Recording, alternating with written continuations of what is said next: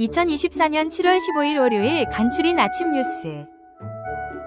국민의힘 당대표 선거 일정이 이제 중반을 넘어섰습니다. 이른바 한동훈 대세론 속에 나경원 원희룡 후보 간 단일화 가능성이 제기되면서 전당대회 판세가 출렁일지 관심이 쏠리고 있습니다.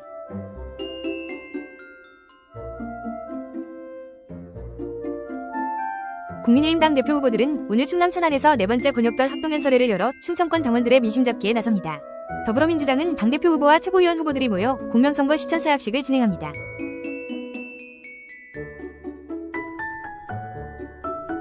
정부가 공언한 전공의 복귀 시한이 오늘 마감되는데요. 정부가 15일까지 부족한 전공의 인원을 확정하고 17일까지 하반기 전공의 모집 인원을 신청하라고 요청해서입니다. 수련병원협의회에서 사직 처리 시한이 촉박하다고 난색을 표했지만 정부 입장은 확고합니다. 그럼에도 1만 명이 넘는 미복귀 전공의 대부분이 돌아오지 않을 것이란 우려가 나옵니다. 화천대유 대주주 김만배 씨로부터 금품을 수수한 혐의를 받는 전직 언론사 간부 2명이 구속 여부가 이르면 오늘 결정됩니다.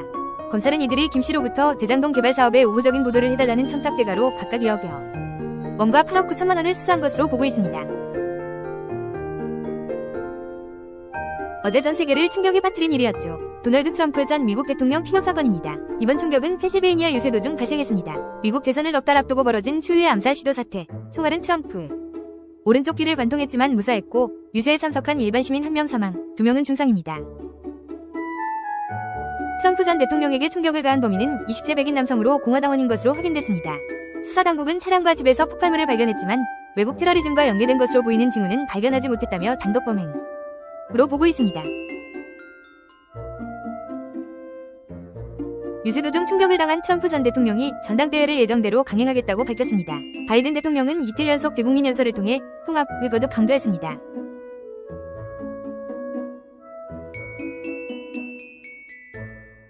북한이 대북전단으로 추정되는 사진을 처음 공개하면서 맹비난했습니다. 대가를 각오해야 할 거라면서 오물풍선 추가 살포 가능성을 내비쳤습니다. 군 당국이 북한 동향을 주시하는 가운데 국회 국방위원장인 성일종 의원은 북한의 오물풍선 살포 원점으로 황해도 지역 13곳을 파악하고 있다. 우리 군이 이를 원전 타격할 수 있다고 강조했습니다. 경기도 양주에서 5살 아이를 중태에 빠뜨린 30대 태권도 관장이 구속됐습니다. 이 도장을 다녔던 다른 아이도 맞았다는 주장이 추가로 나왔습니다. 경찰은 이 관장이 삭제한 도장 내 CCTV 영상을 복구하고 피해자가 더 없는지 수사를 확대하기로 했습니다. 병력 감소에 어려움을 겪는 군 당국이 간부의 임관 절차와 조건을 대폭 완화하고 있습니다.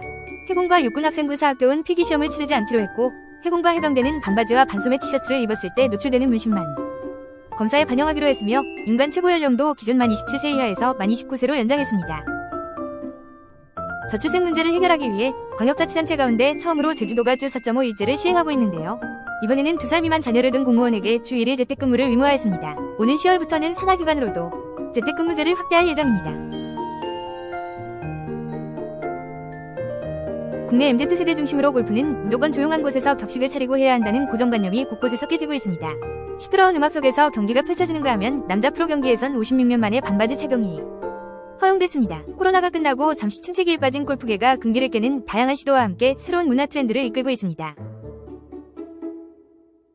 요즘 야외 활동할 때 모기를 쫓는 모기 기피제 많이 사용하는데요. 다만 성분을 확인해서 사용 연령에 맞게 사용해야 한다고 합니다. 디에틸 플루아미드의 경우 10% 이하로 포함된 제품은 생후 6개월 이상부터 쓸 수 있고 10% 초과 30% 이하인 제품은 12세 이상부터 사용해야 합니다. 또 이카리딘 성분은 6개월 미만 영아에게는 사용할 수 없습니다. 지난 토요일 로또 추첨에서 1등 당첨자가 63명이나 나왔습니다. 지난 2002년 12월 로또가 처음 발행된 이후 역대 최다 1등 당첨자인데요. 역대급으로 쏟아진 1등 타세 당첨금도 4억 2천만 원에 그쳤습니다. 당첨자들은 11게임은 자동, 나머지 52게임은 수동 방식을 통해 1등에 당첨됐습니다.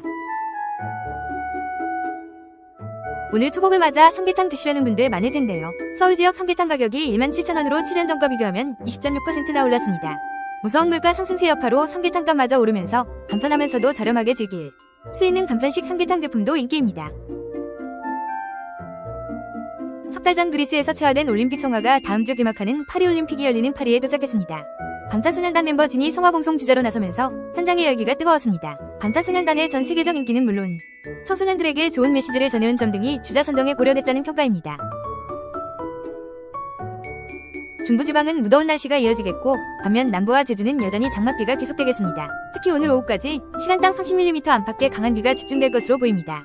내일부터는 정체전선이 북상하면서 전국 대부분 지역으로 비가 확대되겠습니다. 이번엔 중부지방에 강한 장맛비가 집중되겠고 반면 남부지방엔 폭염이 찾아오겠습니다.